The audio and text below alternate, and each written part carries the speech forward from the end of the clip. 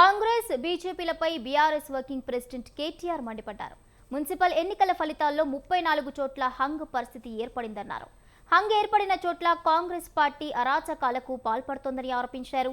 కాంగ్రెస్ నేతలు మా కార్పొరేటర్లను పోలీసుల ద్వారా ప్రలోభ పెడుతున్నారని ఫైర్ అయ్యారు. ఎక్స్ అఫీషియో ఓటుపై ఇంకా స్పష్టత రాలేదన్నారు. సింగరేణిలో కాంగ్రెస్ భాజపా భాగస్వాములపై దోచుకుంటున్నాయన్నారు.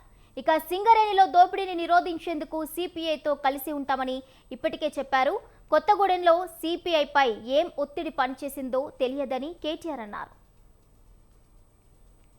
కూడా ఇవాళ సింగరేణి దోపిడీలో భాగస్వాములై మరి వారు సింగరేణిని దోచుకుంటున్నారని చెప్పినా ఇవాళ ఏఐటీసీ లాంటి సంఘం మరి సిపిఐకి అటాచ్డ్ ఉన్నా మరి వారు ఏ కారణం చేతనో ఈ పొత్తు కొప్పుకున్నట్టున్నారు. మరి వారి మీద ఏం ఒత్తిళ్లు పనిచేసే నాకు తెలియదు కానీ బట్ ఒకటి మాత్రం పక్క, ఎవరు కలిసి వచ్చినా కలిసి రాకపోయినా సింగరేణి సంస్థ ప్రయోజనాల కోసం, సింగరేణి కార్మికుల కోసం గతంలో ఎట్లా కొట్లాడామో, గతంలో వారితో ఎట్లా ఉన్నామో భవిష్యత్తులో కూడా అట్లా. అక్కడ బీజేపీ కాంగ్రెస్ ఇద్దరు కూడా ఇవాళ సింగరేణి దోపిడీలో భాగస్వాములై మరి వారు సింగరేణిని దోచుకుంటున్నారని చెప్పినా ఇవాళ ఏఐటీసీ లాంటి సంఘం మరి సిపిఐకి అటాచ్డ్ ఉన్నా మరి వారు ఏ కారణం చేతనో ఈ పొత్తు కొప్పుకున్నట్టున్నారు. మరి వారి మీద ఏం ఒత్తిళ్లు పనిచేసే నాకు తెలియదు కానీ బట్ ఒకటి మాత్రం పక్క, ఎవరు కలిసి వచ్చినా కలిసి రాకపోయినా సింగరేణి సంస్థ ప్రయోజనాల కోసం, సింగరేణి కార్మికుల కోసం గతంలో ఎట్లా కొట్లాడామో, గతంలో వారితో ఎట్లా ఉన్నామో భవిష్యత్తులో కూడా అట్లా. అక్కడ బీజేపీ కాంగ్రెస్